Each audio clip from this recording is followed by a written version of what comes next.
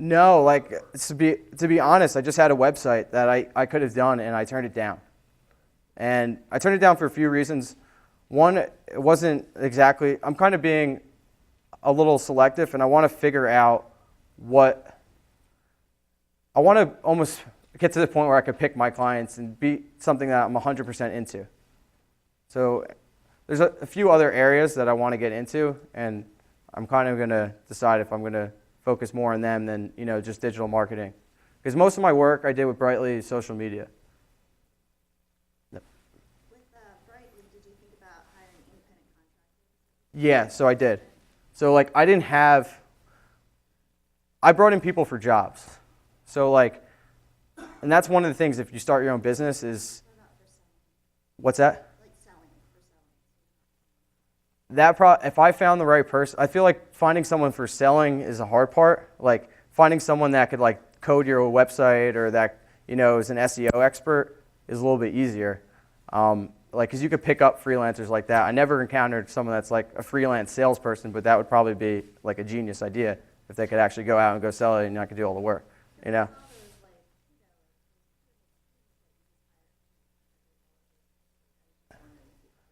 Yeah. Yeah, not for selling, but I mean for the actual work, I was hiring people. Like most social media work I did on my own, but like other areas I had to bring someone in. Graphic design, I don't want to touch, Brightly a non-debt structure. What do you mean by that? I'm sorry. So, like, in terms of startup businesses, there's non-debt, which means you put no money up front, and if you're getting clients to make a website for, you just bill them and they Yeah, exactly. So it's all. So the value of that is important, especially in a startup, because you don't get funding. Right. The hardest part of it. Yeah. So like the reason, and I was asked to speak here, and I remember I was like, oh, cool, Startup Week. Like I would love to speak at Startup Week, and Jennifer Stubbs had reached out to me and asked me, and I remember thinking, I was like, I don't think of Brightly as a startup actually. For some reason, I don't think, and that's probably the main reason, is like it's not something I need to get funded, and I'm not making a product. I'm like a service business. Yeah, but I guess I don't think of it that way. Yeah, no one behind you.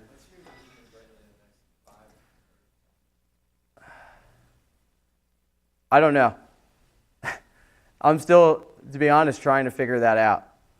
I have a friend that does app development, which might be, longer length projects. I want to be able to offer a complete package, do the app development and then do the whole digital marketing strategy around it. That would be like the ideal. Blue? When you came out of your ship, you had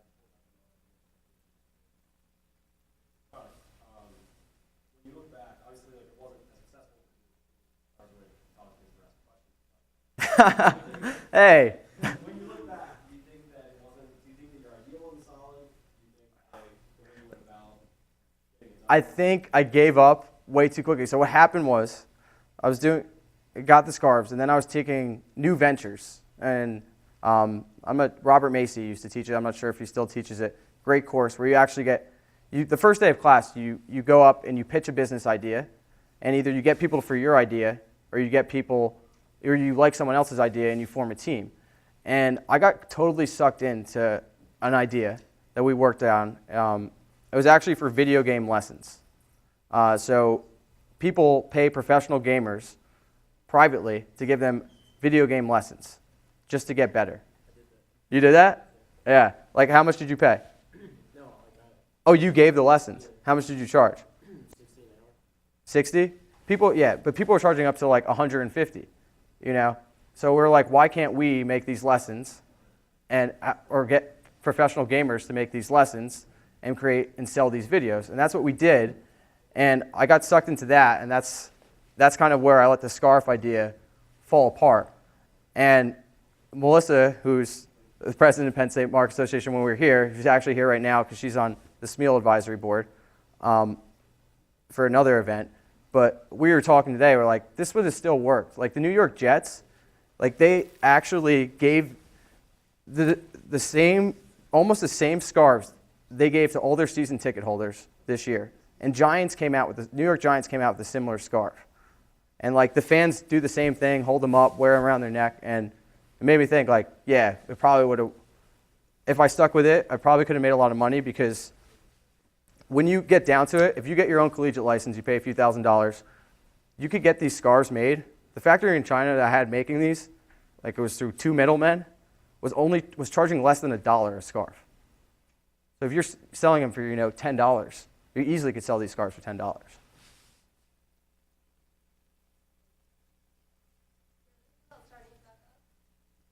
Yeah, if anyone wants to be my business partner that still goes here, I need some people here. I would gladly start it back up. I always think about that. It's kind of like one of those things, like what if, and like maybe we should test it out again. And I think I have a little more than $4,000 to get more scarves now. You said one of your bad habits is being impatient. Yeah. Would you say Yes, but I'm a little better. So like to give you an example, I joined at Nielsen, and things are moving slow at first, and now things are going, and I'm been patient and everything, and now things are going really, really well for me there. So, yeah, be patient.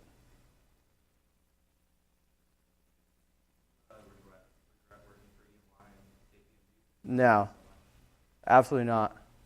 I actually ended up working with someone from EY on a project recently that I didn't even know that they had this group at EY.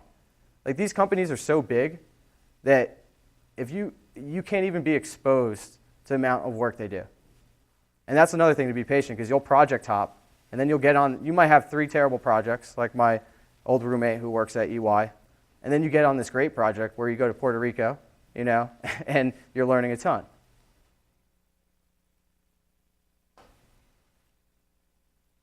Can't give you another scar. Oh, I was someone. I think up there. It was. Got it? Okay.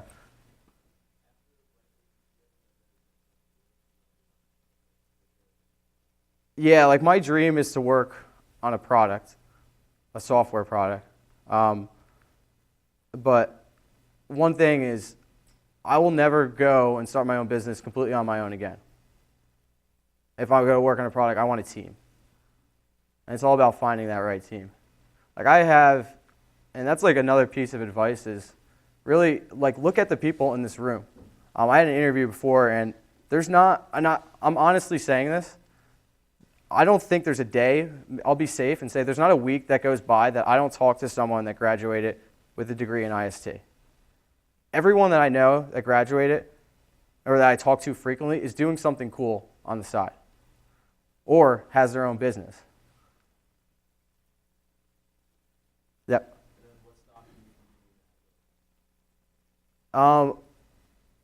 Right now, I'm in a good spot. I like the product that I'm working on at Nielsen, and also, manage just one client and keeping, Brightly consistently have clients is right for me right now, because I don't know. When I make my next move, I want to know it. I want to be 100% in it.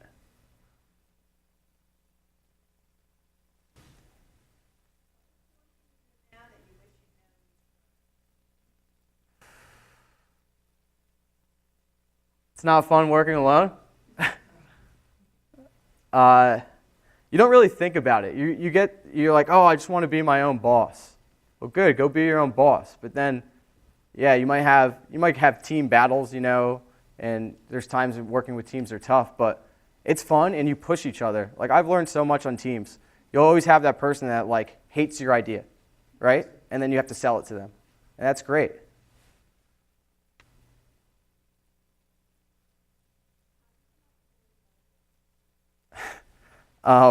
This is kind of funny. So Brennan said this too yesterday. He found it red kite. And I remember laughing when he said this. He's like, making your business name is one of the hardest things, right? Because not only can you just make your business name, you have to have the URL for it. So after doing this for like a little while, I think Brightly, the actual word bright means 2 things to me. One, I have these bright ideas for Brightly to help your company. And two, I want to make it brighter. And when something's bright, it attracts you. So I want to make your business brighter. So for me, it was kind of a metaphor, and I like the sound of it. And the URL. Were there any other names that you wanted to use? The URL, and you couldn't, and might have fit the idea better? I'm trying to think of some now. I had red. I love the color red. I had red in like a number of my names, and I couldn't find anything. There's this cool site, Domainer, and you type in URLs, and then it like shows you, basically like it has all the .ly or the .me's and like makes words and stuff, and it's pretty cool to try names out that way. Using any interesting technology to build campus social media campaigns like IST or QR codes? No, I'm actually, we were talking about this before, I'm not a fan of QR codes. I actually deleted the QR reader off my phone this week so I could just take a 5-second video because I had to make space, and I was like, I don't use this app. There's like a Snap one. It has like video tutorials. It's almost like a QR. But I'm trying to, there hasn't been one that I've really like fell in love with. I'm kind of fascinated by social media analytics software. I think analytics are amazing, and like I use Radiant 6 a lot, which is pretty cool. And actually, like scanning, searching Twitter for people mentioning your brand and applying sentiment to it, and realizing how you can feed all this information and actually get value out of it.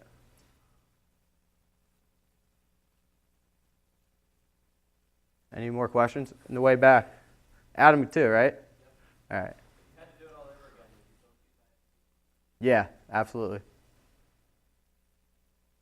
I think I learned a ton working at IST, and I can't imagine any other. I mean, I was a business minor, and just the way the courses are structured here, the team atmosphere, it's so close to real world. Your favorite project you worked on? Johnson & Johnson, I actually could say this easily, because we thought we had the best idea, but they didn't like it. So we came up with this app for their diabetes pumps. And the app was on your iPhone. It would sync, because the diabetes pumps have a wireless connection, and it would sync with and monitor your blood glucose levels. And we had in this app, because we actually went and interviewed anyone we knew that had diabetes, and kind of like felt out what they felt was like, what was the hardest things of their life, because their lifestyle is completely different. And one thing is, like, we hate eating out because we never know how it's going to affect our blood glucose levels. So we had this restaurant IQ, and it would pull in all the nutritional values from all chain restaurants. So if you went to Applebee's and you ordered ribs, you would know exactly how that was going to affect your blood glucose level. Yeah, they hated it.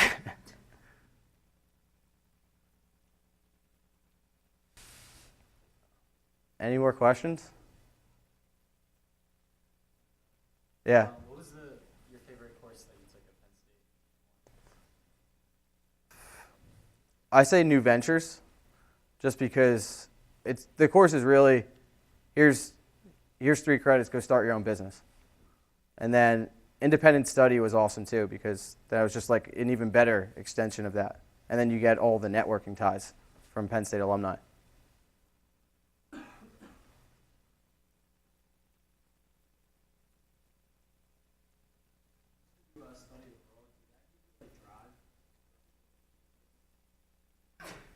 It made me think about things differently, but actual coursework, I'd say that was like the worst coursework over there, because like the school I was part of wasn't structured well. I didn't take any technology courses. It was just, being abroad lets you see things differently and how stuff is working in other parts of the world, but like course value, I don't think that added anything to my education.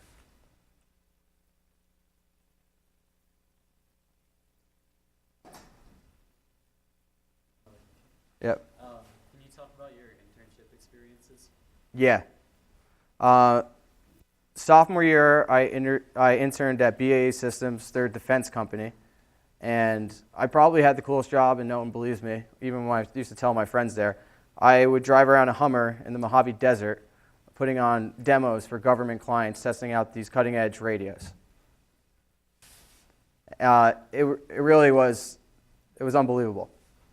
Then junior year, I went to KPMG, and when I was intern there, I was actually on a pretty cool project. I was on an SAP implementation, if you're into financial software implementations, and that was pretty cool too.